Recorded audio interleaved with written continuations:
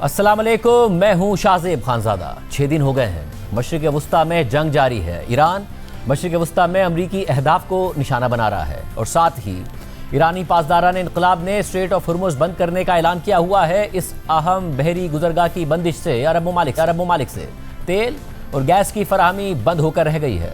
Trump की धमकियों और guarantees भी कोई असर नहीं कर रही और बड़ी बहरी जहाज की कंपनियों ने इस जगह से अपने जहाज गुजारने से इनकार कर दिया है। दूसरी तरफ जहाज़ों की इंश्योरेंस कॉस्ट कई गुना बढ़ गई है। एशिया को 70% तेल और गैस की फराहमी इसी गुजरगाह से होती है।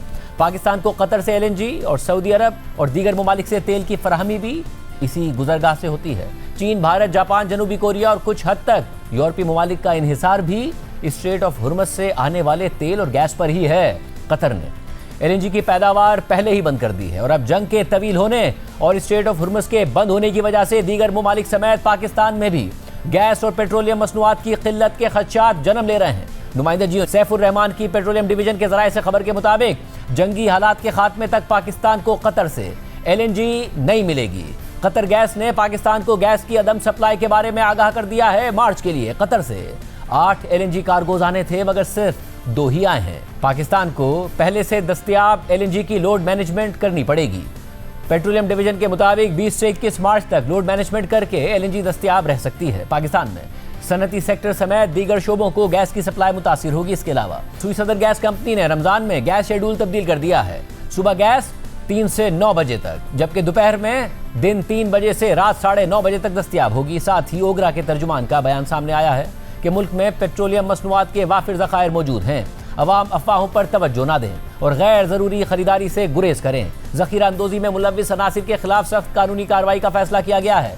नुमाइंदा जियो न्यूज़ सैफुर रहमान की खबर के मुताबिक वफाकी हुकूमत ने मशरिक़ वस्ता में जंग के मनफी असरात से बचाव के लिए तवानाई बचत प्लान के निफाज की तैयारी कर ली है। पेट्रोलियम मसनूआत की कीमतों पर भी 15 दिनों के बजाय हफ्तावार नजरसानी करने की तजवीज़ पर गौर किया जा रहा है। ज़राए के मुताबिक पेट्रोल और डीजल की कीमतें इंटरनेशनल मार्केट की मुसाबकत से एडजस्ट की जाएंगी।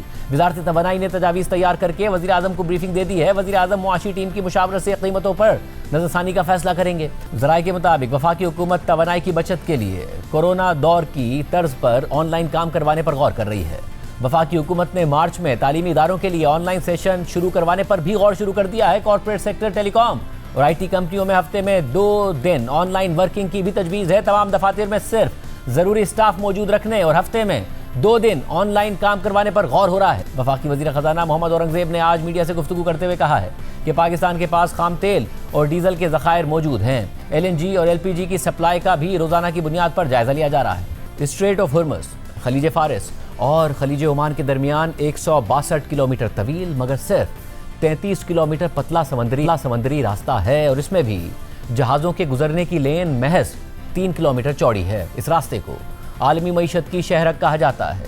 कतर की LNG का 85% हिस्सा इसी रास्ते से गुजरता है। इसके अलावा भी सऊदी अरब, कुवैत, मुत्तहदा अरब अमारात, बहरीन, ईरान और ओमान की तेल, गैस, खुराक और दीगर अशिया की बड़ी तिजारत इसी रास्ते से होती है। एक और मसला यह है कि अगर ये रास्ता बंद रहा तो खलीजी ममालिक को अपने तेल और गैस के कुओं से पैदावार बंद करनी पड़ सकती है। ब्लूमबर्ग की रिपोर्ट के मुताबिक खलीजी ममालिक के पास 25 दिन से ज़्यादा तेल ज़ख़ीरा करने की सलाहियत नहीं है। यानी अगर स्ट्रेट ऑफ हुर्मुज़ बंद रही और तेल को जहाज़ों में डालकर बरामद ना किया गया तो ये ममालिक 25 दिन तक तो इस तेल का ज़ख़ीरा कर लेंगे मगर उसके बाद तेल की पैदावार बंद करनी पड़ेगी, जिससे एक और बड़ा क्राइसिस पैदा हो जाएगा। इस सूरत हाल में कतर, जो दुनिया का सबसे बड़ा LNG एक्सपोर्टर है, वहाँ से जहाज़ों ने LNG लोड करना बंद कर दी है। मुत्तहदा अरब अमारात में भी यही सूरत हाल है और इस सूरत हाल में तेल की कीमतें $100 फी बैरल से तजावुज़ करने और LNG की कीमतों में भी 100% से ज़्यादा इजाफे का खदशा जाहिर किया जा रहा है, जिससे दुनिया भर में महंगाई आएगी और ख़ुद अमेरिका भी इस महंगाई से महफूज नहीं रहेगा।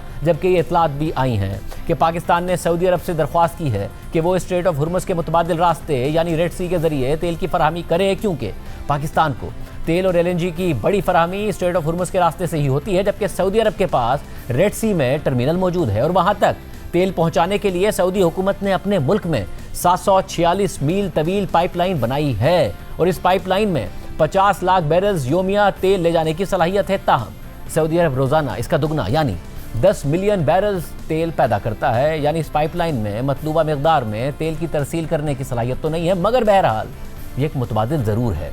ब्लूमबर्ग के मुताबिक सऊदी कंपनी अरामको इस रास्ते से अपने कस्टमर्स को तेल सप्लाई करने पर संजीदगी से गौर कर रही है। ताहम रेड सी भी खतरे से खाली नहीं है। ईरानी हिमायत याफ्ता हौसी बागियों ने धमकी दी है कि वो यहाँ से गुजरने वाले जहाज़ों पर दोबारा हमले शुरू कर देंगे। इसलिए बड़ी शिपिंग कंपनीज के लिए ये बात खतरे से खाली नहीं होगी कि वो ये रास्ता अपनाएं। मशरिक़ वस्ता में इस सूरत हाल के मनफी असरात पाकिस्तान की मईशत पर भी पड़ेंगे। तेल और गैस की कीमतें बढ़ने से इंपोर्ट बिल बढ़ेगा, यानी करंट अकाउंट खसारा बढ़ेगा। महंगाई जो पहले ही फरवरी के महीने में 7% की सतह पर पहुंच गई है, उसमें मजीद इजाफा होगा, यानी शरह सूद में मजीद कमी का इम्कान ख़त्म हो जाएगा, जिससे मुआशी सरगर्मियों में बेहतरी की उम्मीद मजीद कम हो जाएगी। पाकिस्तान की एक्सपोर्ट्स जो पहले ही कम है और फरवरी में महज 2.2 अरब डॉलर्स रहीं, वो मजीद कम हो सकती हैं। पाकिस्तान को आने वाली तरसीलात ज़र का बड़ा हिस्सा अरब ममालिक से आता है, और अगर ये जंग तवील अरसे तक चली तो अरब ममालिक की मईशत होगी, जिससे पाकिस्तान को आने वाली तरसीलात ज़र मुतासिर होने का खदशा है। यानी मुल्क में ज़र मुबादला के ज़खायर पर दबाव बढ़ने के खदशात पैदा हो जाएंगे। यानी इस जंग का फौरी खात्मा दीगर ममालिक के साथ साथ पाकिस्तान के लिए भी इंतहाई ज़रूरी है। पेट्रोलियम मसनूआत की किल्लत ना हो, गैस की कमी ना हो, अगर हो तो उसको मैनेज कैसे किया जाए। और इस हवाले से बात करने के लिए हमारे साथ वफाकी वज़ीर पेट्रोलियम अली परवेज़ मलिक साहब मौजूद होंगे, लेकिन एक ब्रेक के बाद। प्रोग्राम में दोबारा खुशामदीद नाजरीन। ईरान जंग जारी है, जिसकी वजह से पूरी दुनिया में तेल और गैस की शॉर्टेज का खतरा पैदा हो गया है, और ये शॉर्टेज पाकिस्तान में भी हो सकती है, क्योंकि कतर ने LNG की सप्लाई बंद कर दी है। इसके अलावा मशरिक़ वस्ता से पाकिस्तान में जो तेल आता है वो भी अब आना बंद हो गया है। तो किस तरीके से आगे बढ़ा जाएगा, हमारे साथ मौजूद हैं वफाकी वज़ीर बराए पेट्रोलियम अली परवेज़ मलिक साहब। मलिक साहब बहुत शुक्रिया मेरे शो में ज्वाइन करने के लिए। मलिक साहब, जब आपसे मैंने पिछला इंटरव्यू किया था तो बात ये हो रही थी कि पाकिस्तान की डिमांड कम है और कतर की तरफ से सप्लाई आनी है, और आपके कतर से इस बात पर मुज़ाकरात हो रहे थे कि हमें कम कार्गोस चाहिए, ज़्यादा मत दें। अब सूरत हाल ये है कि कतर ने अपनी LNG की सप्लाई बंद कर दी है और पाकिस्तान को गैस की कमी का सामना हो सकता है। इस वक्त तेल की कमी का भी सामना हो सकता है। पाकिस्तान क्या सोच रहा है, क्या पॉलिसी बना रहे हैं, उस सब पे बात हम करेंगे। सबसे पहले गैस के हवाले से बताइए, क्या मैनेजमेंट हुकूमत करने जा रही है? शाज़ेब साहब, बहुत शुक्रिया आपने इस ज़रूरी मौजू के ऊपर मुझे मौका दिया। देखें, मैं चंद गुजारिशात आपके सामने पेश करता हूँ। एक तो ये है कि हम सबको ये समझ लेना चाहिए कि ये गैर मामूली हालात हैं, और इसके अंदर अब ये ऐसी एक जंग खिते के अंदर छिड़ गई है जिसके अंदर बहुत से ममालिक इसकी लपेट के अंदर आ गए हुए हैं, और जो हमारी एनर्जी की सप्लाई चेन है उसके अंदर कुछ चोक पॉइंट्स हैं, जिस तरह से स्ट्रेट ऑफ हुर्मुज़ है, जिसके अंदर आपका बिल्कुल वहाँ पे एक कंजेशन और एक ब्लॉक ईरान की तरफ से मेंटेन किया जा रहा है, जिससे आपकी सप्लाईज डिसरप्ट हो रही हैं। और दूसरा शाज़ेब साहब जो चैलेंज है वो ये है कि ऑल्दो ये सूरत हाल आपको बनती हुई नज़र आ रही थी, तो आप इसके लिए जो तैयारी कर सकते थे आपने की, और यकीनन मैं आगे जाके उन बफर्स के ऊपर भी रोशनी डाल दूंगा जो वज़ीर आज़म साहब ने ख़ास तौर पे दिलचस्पी के साथ वो बिल्ड किए। पर गुजारिश ये है कि ये एक ऐसी सूरत हाल है जिसके अंदर हमें ये नहीं पता कि ये क्राइसिस कब इख्तिताम होगा, पर एक चीज़ जो हमारे सामने आ रही है वो ये है कि it is a matter of weeks not days. तो इसका मतलब ये है कि हमें जो भी हमारे पास ज़खायर हैं उनको जितना हम स्ट्रेच कर सकें हमें उसको करने की कोशिश करनी चाहिए। अब अगर तेल पर आने से पहले अगर गैस की बात की जाए, अगर तेल पर आने से पहले गैस की, देखिए स्ट्रेट ऑफ हुर्मुज़ के हवाले से एक तो ज़ाहिर सदर ट्रंप ने खुद ने भी कह दिया है कि ये जंग शायद 3-4 हफ्ते चले। दूसरा, कतर के अपने प्लांट्स बंद हो गए हैं, अगर वो अब खुलेंगे तो 2 हफ्ते उसमें लग जाएंगे, फिर अपनी मैक्सिमम कैपेसिटी पर आने में 2 हफ्ते और लग जाएंगे, जो कि तज्ज़िया किया जा रहा है। तो गैस का जो क्राइसिस है वो होगा या उससे कैसे निपटा जाएगा, क्या अल्टरनेट है हमारे पास? अच्छा शाज़ेब साहब, बिल्कुल इसी तरह ही है, और मैं उससे एक कदम आगे चला जाता हूँ। कतर एनर्जी ने हमें फोर्स मजोर का नोटिस भी सर्व कर दिया, जिसका मतलब ये है कि हमें अब वो कार्गो नहीं देने जा रहे क्योंकि वहाँ पे जंगी सूरत हाल है, तो हमें उसका मुतबादिल इंतज़ाम करना है। तो एक चीज़ मैं आपसे ये करूँगा कि देखें, इस वक्त जब ये फॉर्चुनेटली और अनफॉर्चुनेट ये सूरत हाल डेवलप हो रही है तो मौसम भी तब्दील हो रहा है पाकिस्तान के अंदर। तो ऑलरेडी जो आपकी डोमेस्टिक के या घरेलू सार्फिन की जो डिमांड थी वो 1000 MMCFD से कम होके 600 MMCFD के अंदर आ चुकी हुई है। तो यकीनन वो डिमांड का प्रेशर भी कम हो गया हुआ है। इसके साथ साथ क्योंकि पावर सेक्टर जो हमारे से RLNG की कमिटमेंट्स करके जिसके बेसिस के ऊपर हमने ये मुआहदे किए थे वो अपना पार्सल्स लिफ्ट नहीं कर रहा था, तो हमें अपनी मकामी तौर पे अपनी फील्डें भी बंद करनी पड़ती थी। तो हमने उन फील्डों को भी पूरी तरह से 300-350 MMCFD से वो सप्लाई भी ऑनलाइन कर ली है। इसके साथ साथ हमने पावर डिवीजन के साथ बैठ के वो जो फाइनेंस मिनिस्टर साहब की सरबराही में एक वॉर कमेटी बनी है जिसके अंदर हम ईंधन की फरहमी और दस्तयाबी को डेली बेसिस के ऊपर मॉनिटर कर रहे हैं, वहाँ पे ये भी फैसला किया है कि पावर सेक्टर को अब हम कितना गैस के ऊपर उसका इन्हिसार कम कर सकते हैं, क्योंकि हमारे पास मुतबादिल ईंधन मौजूद है। शायद वो उतना लुक्रेटिव नहीं है जितना गैस है, पर हमारे पास इस वक्त जो सूरत हाल है वो ये है कि हर जराए को हमें पूरी तरह से इस्तेमाल के अंदर लाना है। तो हमने उनको फर्नेस ऑयल जो हमारी रिफाइनरीज बनाती हैं उसके ऊपर मैक्सिमम प्रोडक्शन जनरेट करने का हमने उनको मशवरा दिया है, और यकीनन वो थोड़ी सी महंगी ऑप्शन होगी, 25-30 पैसे आपकी कीमत बढ़ जाएगी, पर आपके गैस के शोबे के ऊपर आपका बोझ कम होगा। इसके साथ साथ हम कंजर्वेशन के लिए भी बहुत से मेजर्स लेके आ रहे हैं, जिसके अंदर आप जानते हैं कि सर्दियों के अंदर हमने इस अंदाज के अंदर गैस फराम की थी कि किसी जगह पे भी कोई तकलीफ नहीं आई और किसी किस्म की हमने रैशनिंग करने की कोशिश नहीं की। तो आज क्योंकि रमज़ान है, अगर हम सहरी को अशोर कर लें, अगर हम इफ्तारी को अशोर कर लें और अगर बीच में थोड़ा सा प्रेशर कम करके कोई कंजर्व कर लें तो हम वहाँ से भी कुछ 30-40 MMCFD सेव कर सकते हैं। इसके अलावा हमारे पास यूरिया के बहुत से ज़खायर पड़े हुए हैं। अगर आप पिछले साल के मुकाबले में इस साल के ज़खायर देखें तो वो कहीं गुना ज़्यादा हैं, 30-40% ज़्यादा हैं। तो हमने जो प्लांट सुई के नेटवर्क के ऊपर यूरिया के चलते हैं उनके ऊपर भी गैस की कर्टेलमेंट शुरू कर दी है। इसके ऊपर हमारी ये उम्मीद है कि रीगैसिफिकेशन रेट को 100 MMCFD पे करके RLNG के, क्योंकि 2 पार्सल्स तो हमारे पास इस महीने में आ गए थे, हम मार्च तक तो हमें कोई प्रॉब्लम सिस्टम के अंदर नहीं आएगी। और उसके बाद हमने क्या करना है वो, या हमें ज्यादा कर्टेलमेंट की तरफ जाना पड़ेगा, अपने टर्मिनल्स को बंद करना पड़ेगा, या मुतबादिल आपको कार्गोज जो स्ट्रेट ऑफ हुर्मुज से बाहर के होंगे उनको लेके आना पड़ेगा। पर उसके अंदर शाहजेब साहब चैलेंज ये होगा कि आज आपके पार्सल्स जो हैं वो $10-12 पर MMBTU के हैं, जो बांग्लादेश और इंडिया जो अब बाहर से हुर्मुज के पार्सल्स खरीद रहा है वो तकरीबन 23-24 MMBTU के हैं, डॉलर पर MMBTU के, जिसका मतलब ये उससे जो आप बिजली बनाएंगे वो तकरीबन 70-80 रुपए की बनेगी। तो शायद उससे बेहतर हो कि हम कंजर्वेशन के जरिए, थोड़ी लोड शेडिंग के जरिए हम अपनी डिमांड को रिड्यूस कर लें, बिकॉज हमने इसको कहां पे इस्तेमाल करना है, क्या उसके अंदर ये एब्जॉर्प्शन भी मौजूद है कि नहीं मौजूद है, इस सारी चीज को हमें बड़ा केयरफुली और एक जिम्मेदार अंदाज के अंदर देखना पड़ेगा। And it is exactly this discussion that we are having in that high powered committee जो फाइनेंस मिनिस्टर साहब चेयर कर रहे हैं, और इंशाल्लाह ताला जो मुल्क के अव्वलीन मफाद के अंदर होगा। आफ्टर ऑल ये वही टीम है ना जो आपके सामने बैठी है, जिसने जनवरी के अंदर कीमतें बरकरार रखते हुए, अपने अच्छे कस्टमर्स को लूज करते हुए, उसके बावजूद सर्कुलर डेट के ऊपर एक बड़ी अपनी गिरफ्त वहां पे कायम रखी, और उसके बाद आज सर्कुलर डेट आपको कम होता हुआ नजर आ रहा है प्रिंसिपल की शक्ल के अंदर, जो आज दिसंबर के अंदर तकरीबन 1800 अरब पे आ गया। तो हम जिम्मेदारी के साथ मुल्क के मफादात को देखते हुए we will take the right decision and the responsible decisions, I can assure you that. और पेट्रोल और डीजल के हवाले से बताइएगा, ज़ाहिर पाकिस्तान की ज़्यादातर दरामदाद भी जो तेल और की हैं वो स्ट्रेट ऑफ हुर्मुज के ज़रिए होती हैं। ये इतला तो ज़रूर आई है कि पाकिस्तान ने सऊदी अरब से ये दरख्वास्त की है कि रेड सी के ज़रिए जो अल्टरनेट रास्ता है, जो उनकी पाइपलाइन के ज़रिए वो रेड सी में फराहम करते हैं, तकरीबन 5 मिलियन बैरल्स की उनके पास कैपेसिटी है, वहाँ से करे, मगर वो भी ख़तरे से खाली नहीं है। अगर वहाँ पर जो यमन के हूसी बागी हैं वो हमले शुरू कर दें, जो कि वो इस बात का इरादा कर रहे हैं, नाउ उसमें पाकिस्तान की क्या मामलात हैं, क्योंकि डीजल की आगे जाके बहुत डिमांड आनी है, हार्वेस्टिंग सीजन होना है, पाकिस्तान के पास इस वक्त ज़खायर क्या हैं, आगे का प्लान क्या है?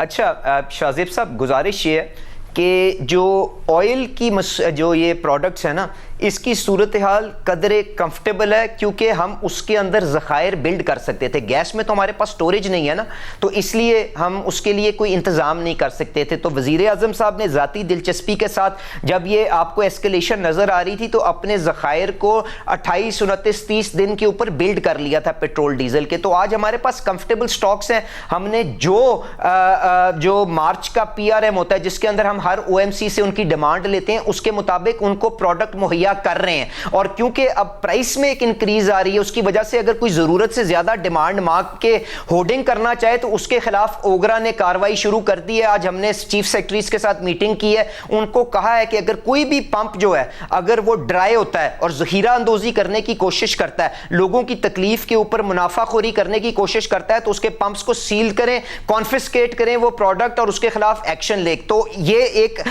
قدرے بہتر سچویشن سے ہم اس معاملے کو آغاز کر رہے ہیں. تو ہم نے اس کے اوپر کوئی ابھی ریشننگ وغیرہ تو نہیں کی, پر ہمیں کیونکہ اب یہ ڈپلیٹ ہو رہا ہے, اب 5-6 دن تو یہ جنگ ہو چکی ہے, تو سٹاک یقیناً 25 دن کے اوپر آ گیا ہوا ہے, اور اب ہمیں یہ فیصلہ کرنا ہے کہ کیا ان انفلیٹڈ لیولز کے اوپر ہمیں اور پروڈکٹ خریدنی ہے کہ نہیں خریدنی, کیونکہ ہمیں یہ نہیں پتا کہ جنگ نے اختتام کب ہونا ہے. تو اگر ہم نے وہ پروڈکٹ خریدنی ہے تو میں آپ کو یہ بتا دیتا ہوں اس کی ویلیوز بھی بہت زیادہ ہیں, اس کے اوپر پریمیم بھی بہت زیادہ ہے وار کا, اس کے اوپر لوجسٹکس کی کاسٹ بھی زیادہ ہے, کیونکہ آپ جس طرح جانتے ہیں جو آپ کا جو ریڈ سی کے ذریعے جو وائج ہے وہ 18 دن کا وائج بنتا ہے as compare to the street of Hormuz passage, جس کو آپ 5-7 دن کے اندر لے آتے ہیں. تو ان ساری چیلنجز کو دیکھ کے ہمیں بڑے بنیادی فیصلے کرنے ہیں, اور اس میں ایک یہ سب سے آگے فیصلہ بنیادی کرنا ہے کہ اب ہم نے کیا ڈیمانڈ کرٹیلمنٹ کے اوپر طرح جانا ہے, یا اسی طرح لیوش انداز کے اندر طرز زندگی اپنی گزارنی ہے جس طرح سے شاید جنگ سے پہلے تھا. 25 دن کا اس وقت ہمارے پاس سٹاک ہے, دیکھتے ہوئے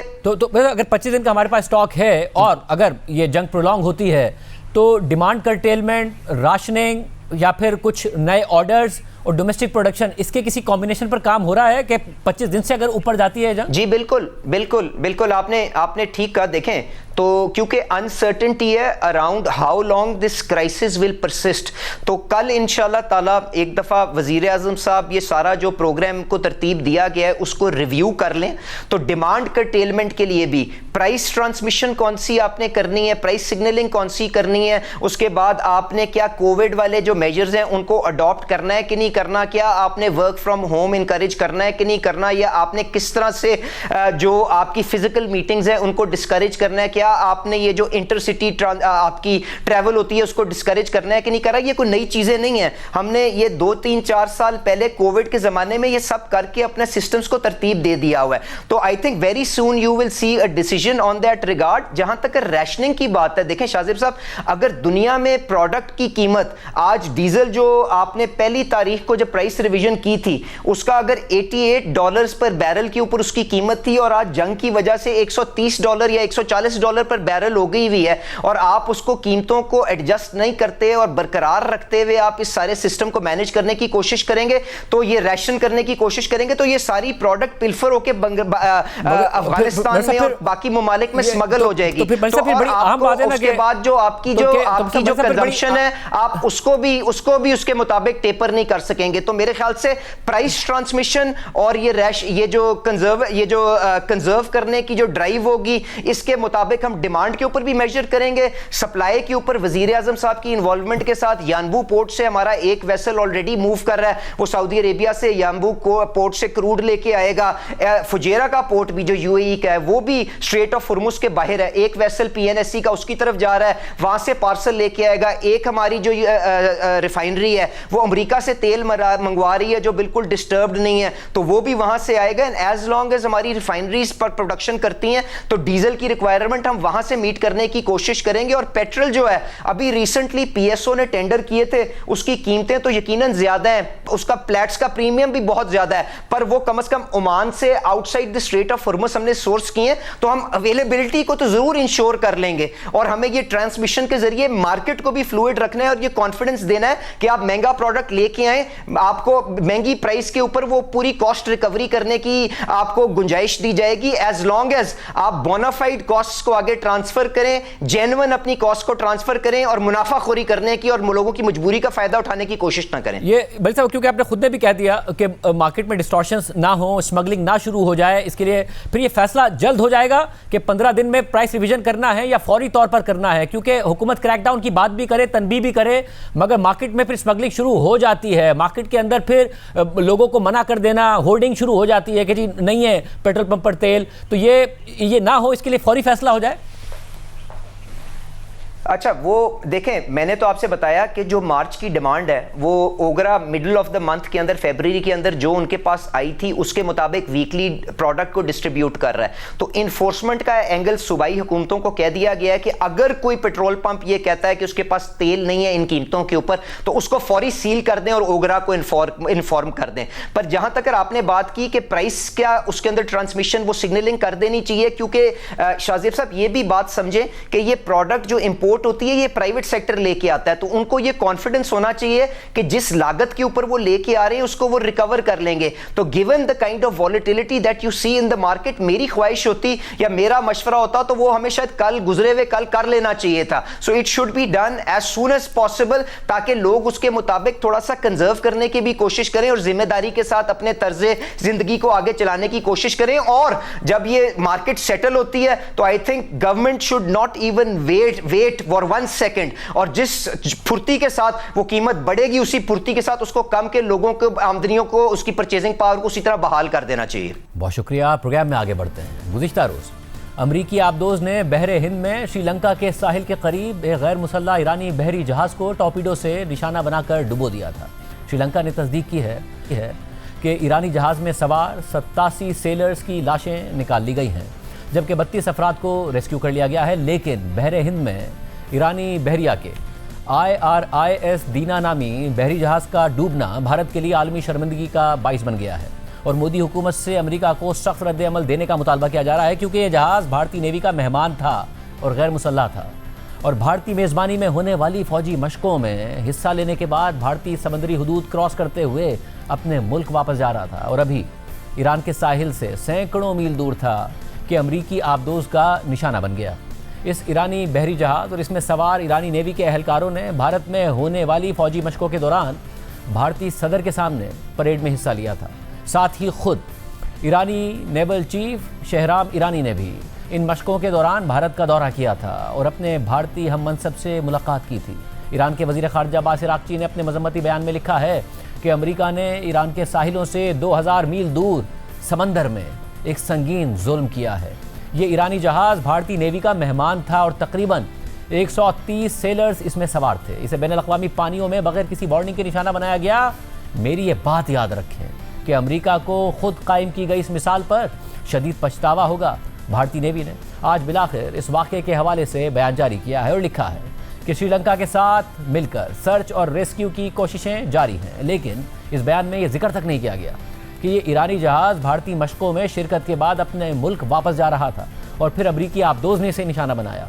इस सूरत हाल और इंतहाई मोहतात रद्द-ए-अमल की वजह से भारत में अपोजिशन, सहाफ़ी, दिफाई और सिफारती तजियाकार और साबिक फ़ौजी अफसरान मोदी हुकूमत पर कड़ी तनकीद कर रहे हैं और मोदी हुकूमत की खामोशी को भारत की आलमी साख और सिफारतकारी के लिए ख़तरनाक करार दे रहे हैं। भारतीय अपोजिशन कांग्रेस के तर्जुमान पवन खेरा ने बाज़ाब्ता प्रेस कॉन्फ्रेंस करते हुए कहा कि हमारा मेहमान जो हमारी दावत पर मशकों में हिस्सा लेने के लिए भारत आया था उसे अमेरिका ने तबाह कर दिया और हम अपने मेहमान की हिफाजत नहीं कर पाए।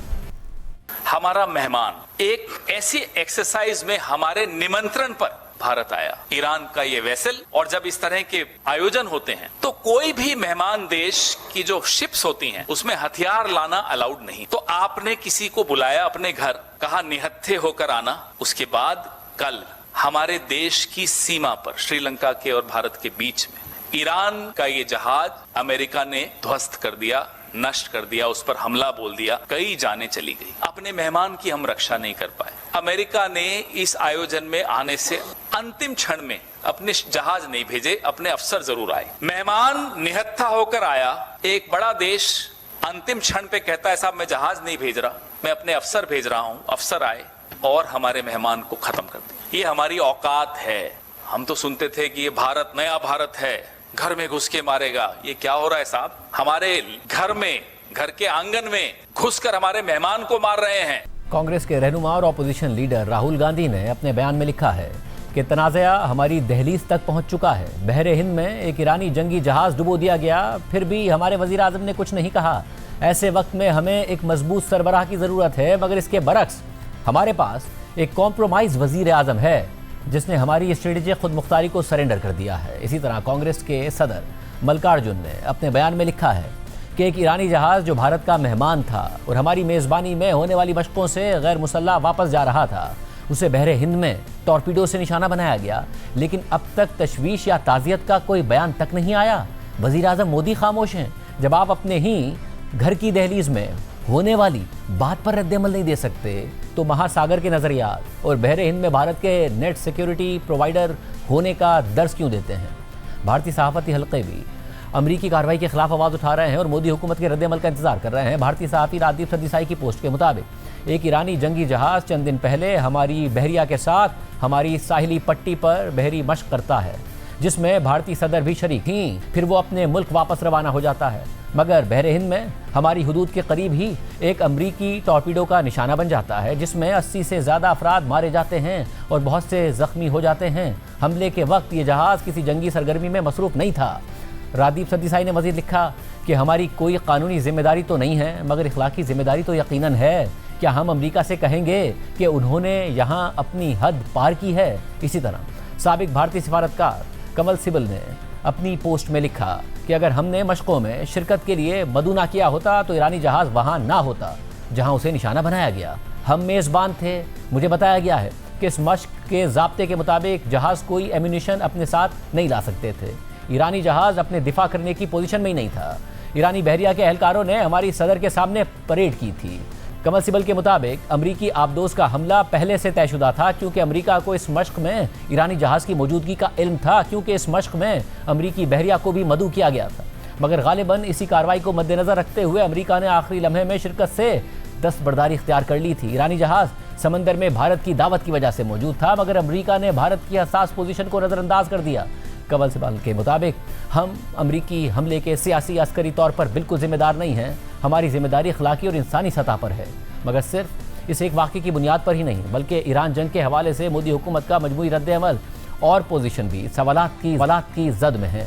پہلے تو نریندر مودی کا اسرائیل کا دورہ ہی متنازع ہو گیا، کیونکہ ان کے اسرائیل کے دورے کے فوراً بعد امریکہ اور اسرائیل نے ایران پر حملہ کر دیا اور ایران کے سپریم لیڈر آیت اللہ خامنائی کو شہید کر دیا۔ لیکن ایران سے قریبی تعلقات ہونے کے باوجود وزیر اعظم مودی نے آیت اللہ خامنائی کی شہادت پر اب تک کچھ نہیں کہا، حالانکہ انہوں نے عرب ممالک پر ایران کے حملوں کے بعد ان ممالک کے سربراہان مملکت سے بات کی ہے اور ایران کے حملوں کی مذمت کی ہے، ساتھ ہی اسرائیلی وزیر اعظم نیتنیاہو سے بھی ان پر بات کی ہے۔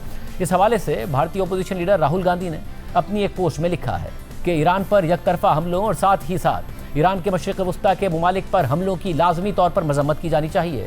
تشدد مزید تشدد کو جنم دیتا ہے۔ ڈائیلاگ اور تحمل ہی امن کی طرف واحد راستہ ہے۔ بھارت کو اخلاقی طور پر واضح ہونا چاہیے۔ ہمیں بین الاقوامی قانون اور انسانی جانوں کے دفاع میں صاف بات کرنے کی ہمت رکھنی چاہیے۔ راہل گاندھی نے مزید لکھا ہے کہ ہماری خارجہ پالیسی خود مختاری اور تنازعات کے پرامن حل کی بنیاد پر قائم ہے اور اسے مستقل رہنا چاہیے۔ وزیر اعظم مودی کو بولنا پڑے گا کہ کیا وہ ورلڈ آرڈر کے تعین کے لیے کسی سربراہ مملکت کے قتل کی حمایت کرتے ہیں؟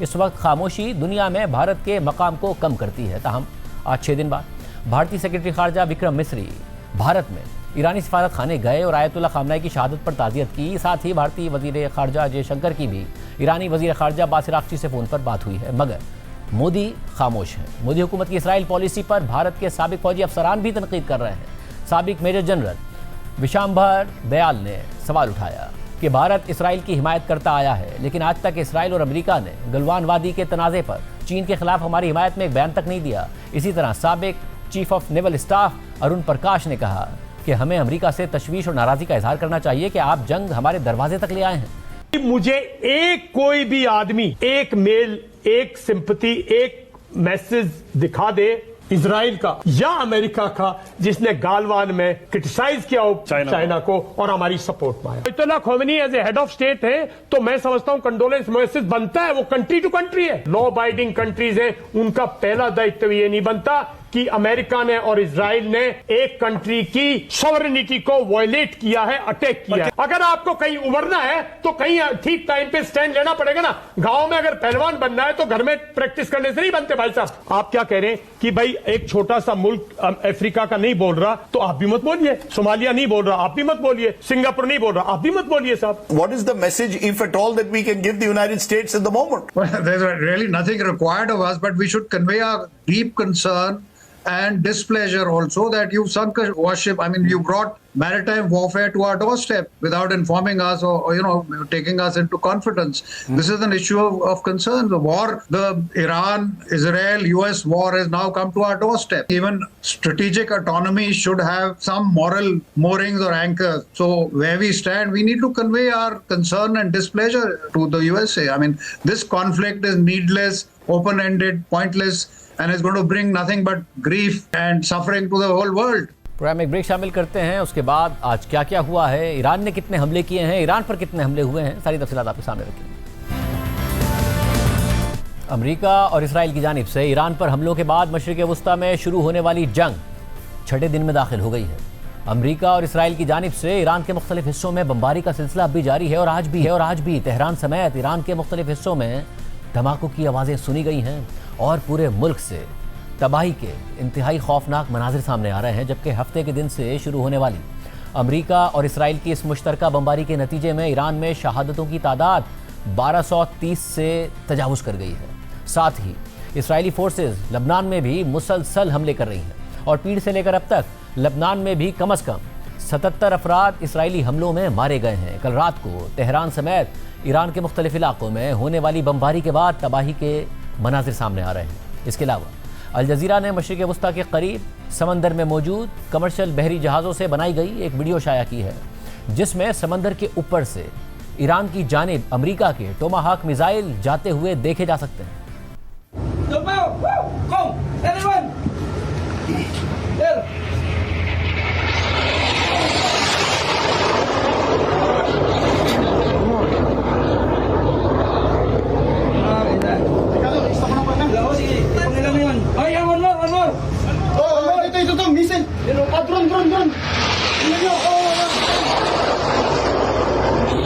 दूसरी तरफ ईरान की तरफ से भी इसराइल समेत खित्ते भर में जवाबी कार्रवाइयों का सिलसिला जारी है। आज भी इसराइल में ईरानी मिसाइल हमलों की वजह से धमाकों और सायरन्स की आवाज़ें सुनी गई हैं। ईरान की सरकारी खबर रसाई एजेंसी के मुताबिक पासदारान इनकलाब ने बहरीन, कतर, मुत्तहिदा अरब अमारात और कुवैत में अमरीकी अहदाफ को निशाना बनाया है, जबकि सऊदी अरब में भी हमला रिपोर्ट हुआ है। इसके अलावा पासदारान इनकलाब ने गल्फ़ में एक अमरीकी ऑयल टैंकर को कामयाबी से निशाना बनाने का दावा भी किया है। जबकि आज गैर मामूली तौर पर आज़रबाईजान में भी एक मुश्तबा ईरानी ड्रोन हमला हुआ है। ताहम ईरान ने इसमें मुलव्विस होने की तरदीद कर दी है। आज़रबाईजान के शहर नख्चिवान में होने वाले इस ड्रोन हमले के मनाजिर भी सामने आए हैं।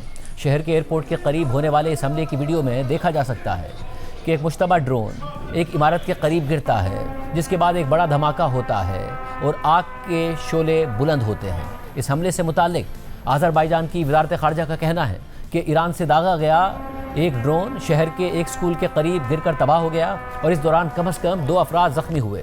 आज़रबाईजान की जानिब से ईरान को इस हमले का जवाब देने के लिए ख़बरदार भी कर दिया गया है। ताहम ईरानी मीडिया के मुताबिक ईरान की मुसल्लह अफ़वाज ने इस हमले में मुलव्विस होने से इनकार कर दिया है। आम बात यह है कि हालिया कशीदगी के दौरान ये पहला वाक़या नहीं है जिसका इल्ज़ाम ईरान पर लगा है और उसने इसकी तरदीद की है। हालांकि ईरान ने बहुत से हमलों को माना है और कहा है कि ईरान सिर्फ खित्ते में इसराइली और अमरीकी अहदाफ को ही निशाना बना रहा है। इससे पहले कल तुर्की की फ़िज़ाई हदूद में नेटो के फ़िज़ाई दिफाई निज़ाम ने एक मुश्तबा ईरानी मिसाइल इंटरसेप्ट किया था, जिसके बाद तुर्क हुक्काम ने ईरान से इस हवाले से अपनी तशवीश का इजहार किया था। मगर आज ईरान की मुसल्लह अफ़वाज ने एक बयान में तुर्की की जानिब मिसाइल के फायर किए जाने की तरदीद कर दी है। इससे पहले साइप्रस में बरतानिया के खुद मुख्तार फ़ौजी अड्डे पर भी एक मुश्तबा ड्रोन हमला हुआ था और इस हमले का इल्ज़ाम भी ईरान पर आयद किया गया था। ताहम ईरान ने इस हमले की भी तरदीद कर दी थी और अब खुद बरतानवी वज़ारत दिफा का कहना है कि साइप्रस में बरतानिया के रॉयल एयरफोर्स बेस को निशाना बनाने वाला ड्रोन ईरान से लॉन्च नहीं किया गया था, लेकिन बरतानिया की जानिब से ताहाल ये वाज़ेह नहीं किया गया कि हमला किस तरफ से हुआ था। इसके अलावा गैर मामूली तौर पर खित्ते में ऑयल और गैस की तनसीबात पर भी हमले हो रहे हैं, ख़ास तौर पर सऊदी अरब और कतर में। मगर ईरान इन हमलों में मुलव्विस होने की तरदीद कर रहा है और सिर्फ अमरीकी अहदाफ को निशाना बनाने का दावा कर रहा है। साथ ही ईरानी हुकाम इन हमलों का इल्ज़ाम इसराइल पर लगा रहे हैं और ख़ुद ईरान के नायब वज़ीर ख़ारजा का कहना है कि उन्होंने सऊदी अरब समेत खित्ते के बाकी ममालिक को वाज़ेह तौर पर बता दिया है कि ईरान उनकी तेल और गैस की तनसीबात को निशाना नहीं बना रहा है। इस सूरत हाल में ईरानी हुक्काम ने मुबैना तौर पर इसराइल पर इल्ज़ाम आयद किया है कि उसने खलीजी खित्ते में एनर्जी और शहरी तनसीबात पर ख़ुद कई ड्रोन हमले किए हैं और कहा है कि हमले जानबूझकर किए गए हैं। تاکہ خطے میں غصہ بھڑکایا جائے اور عرب ممالک کو ایران کے خلاف امریکہ اور اسرائیل کی جنگ میں شامل کر لیا جائے۔ ایرانی وزارت خارجہ کے ایک عہدیدار نے مڈل ایسٹ آئی کو بتایا کہ سعودی عرب پر ہونے والے حملوں اور عمان میں کم از کم ایک حملے کے پیچھے اسرائیل کا ہاتھ ہے۔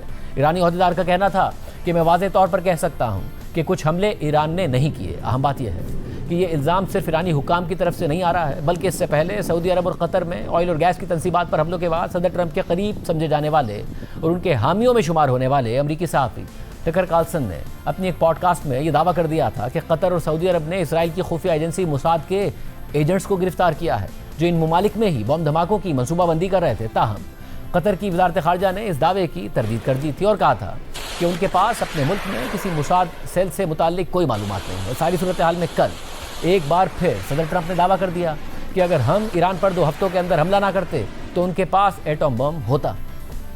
If we didn't hit within 2 weeks, they would have had a nuclear weapon. If we didn't do the B-2 attack a number of months ago, they would have a nuclear weapon. And when crazy people have nuclear weapons, bad things happen.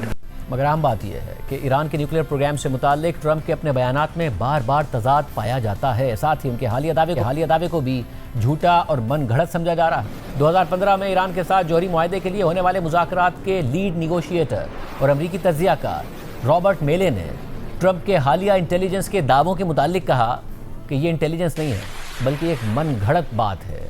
International atomic energy agency کے سربراہ نے واضح طور پر کہا کہ ایسا نہیں تھا اور ایران کے پاس ایٹم بم بنانے کا کوئی منظم پروگرام موجود نہیں تھا، لہٰذا انہیں یہ انٹیلیجنس کا معاملہ نہیں بلکہ صرف امریکی سیاستدانوں کے ذہنوں کی پیداوار لگتی ہے۔ By asking you about this intelligence, whether the United States had the intelligence or whether Israel had the intelligence that Iran was just 2 weeks away from building a bomb. This is not intelligence, it's pure fabrication. There's no way that Iran would have been 2 weeks away from developing a bomb. I mean, the head of the International Atomic Energy Agency has said clearly that they didn't have a structured program to build a bomb. اس ساری صورتحال میں امریکی Saint میں Republican اراکین کی اکثریت نے ایران کے خلاف صدر ٹرمپ کی فوجی مہم کو جاری رکھنے کی حمایت کے حق میں ووٹ دے دیا ہے اور سینٹ نے 53 کے مقابلے میں 47 ووٹوں سے اس قرارداد کو آگے بڑھانے سے انکار کر دیا جس میں امریکہ سے ایران کے خلاف حملے فوری طور پر روکنے کا مطالبہ کیا گیا تھا۔ امریکی سینٹ میں ووٹنگ زیادہ تر جماعتی بنیادوں پر ہوئی جہاں صرف ایک رکن کو چھوڑ کر تمام ریپبلکنز نے اس تحریک کے خلاف ووٹ دیا جبکہ ایک ڈیموکریٹ رکن کو چھوڑ کر باقی تمام ڈیموکریٹس نے اس کی حمایت کی۔ اس ساری صورتحال میں کل امریکی سینٹ کی آرمڈ سروسز کمیٹی کی سماعت کے دوران جب ایک سابق امریکی فوجی نے اسرائیل کی حمایت پر امریکی کارروائیوں کے خلاف احتجاج کی کوشش کی تو امریکہ کی کیپٹل پولیس نے اسے زبردستی کمرے سے باہر نکال دیا۔ ایک ریپبلکن سینیٹر نے بھی پولیس اہلکاروں کی مدد کرتے ہوئے احتجاج کرنے والے سابق امریکی کو کوب کیا۔ اس دوران احتجاج کرنے والا امریکی فوجی مسلسل یہ کہتا رہا کہ کوئی بھی اسرائیل کے لیے لڑنا نہیں چاہتا۔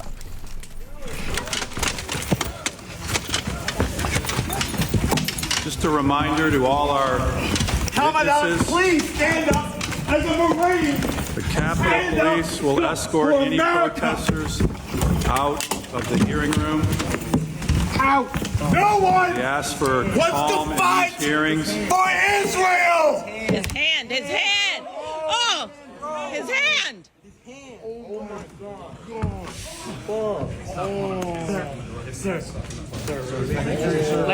آج کے پروگرام میں اتنا ہی، اجازت دیجیے، اللہ حافظ۔